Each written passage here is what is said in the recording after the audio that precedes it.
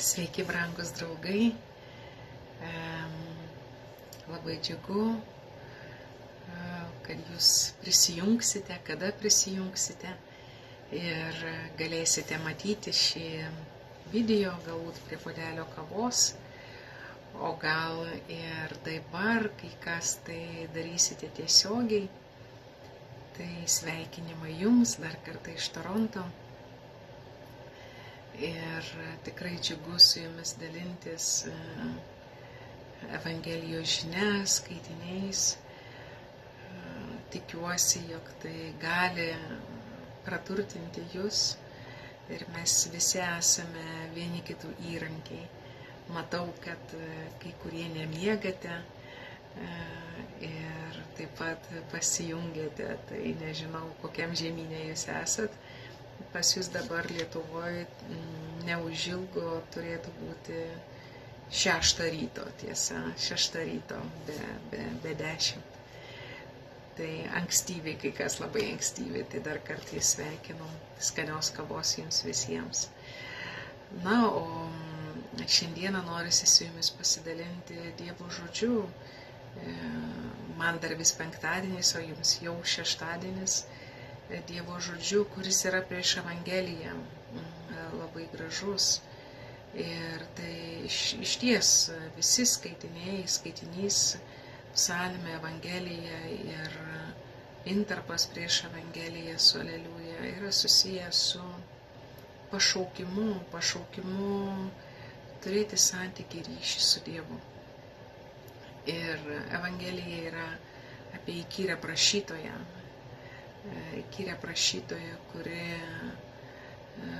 iš ties yra atspindys mums, jog Dievas visų išklauso ir niekada nepaniekina.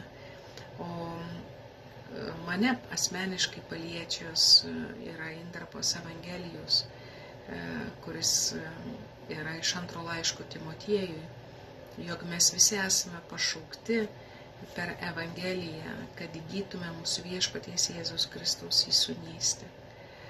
Tai ir mane tas, iš naujo pribloškė iš ties ir kad pašaukti ne šiaip Jono ar Onutės pro langą, bet esame pašaukti per Evangeliją. Tai kitaip tariant, kaip Jonas sako, šviesa spindi tamsoje. Ir žodis tapo kūnu. Tai pašaukti per Evangeliją, pašaukti per gerąją naujieną, pašaukti per kuriantį žodį. Ką tai reiškia? Tai reiškia per Dievo balsą, paties Dievo. Ir tai nėra eilinis balsas, tai nėra eilinis žodis, eilinio žmogaus. Tai paties Dievo, kuris per įvairius įvykius žmonės sugeba mus pašaukti iš naujo, mus pažadinti. Per Evangeliją esame pašaukti per mūsų viešpaties Evangeliją, kad įgytume mūsų viešpaties Jėzaus Kristaus įsūnystę. Tai yra ir kryptis. Tai įvykiai, kurie pažadina ir supurto mano sąžinę, kurie supurto ir pažadina mano širdį, yra tam, kad aš grįžčiau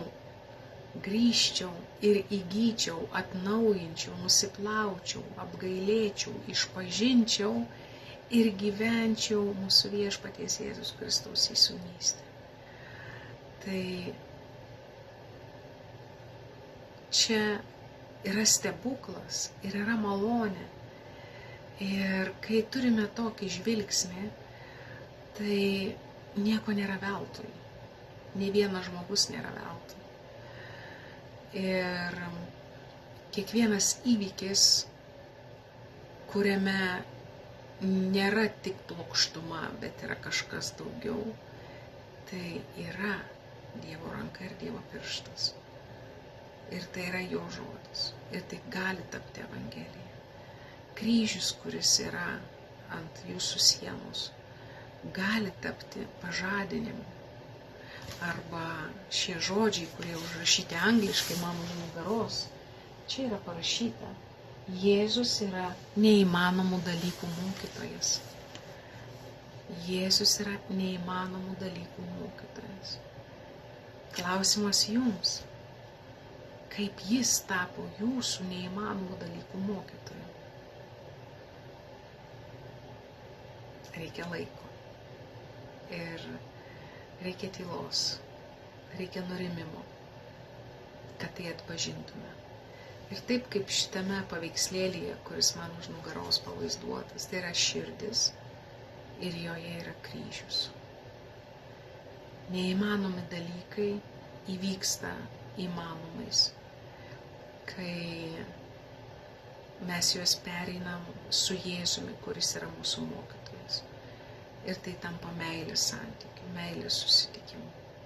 Ir čia norisi pacituoti Kristupo Kolumbo maldą, kuris yra naujųjų žemynų atradėjas, tai yra 15 amžius. Kristupo Kolumbo malda. Viešpatie, tu suteiki man gerą ir tvirtą valią, kad kiekvieną darbą gerai užbaigčiau.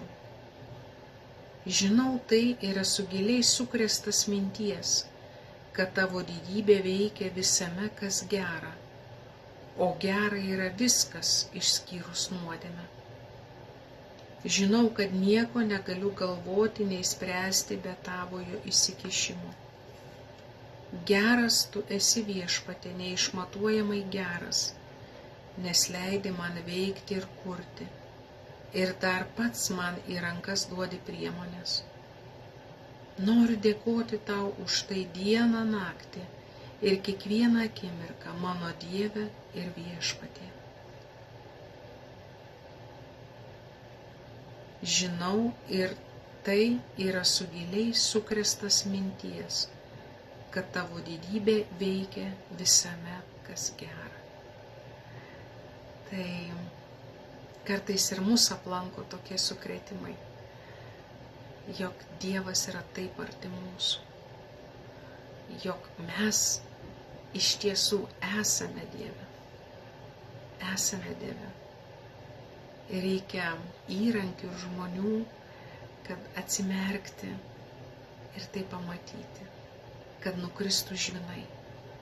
Ir tie žvinai tai yra nuodėmė, tai yra baimės, įsitikinimai.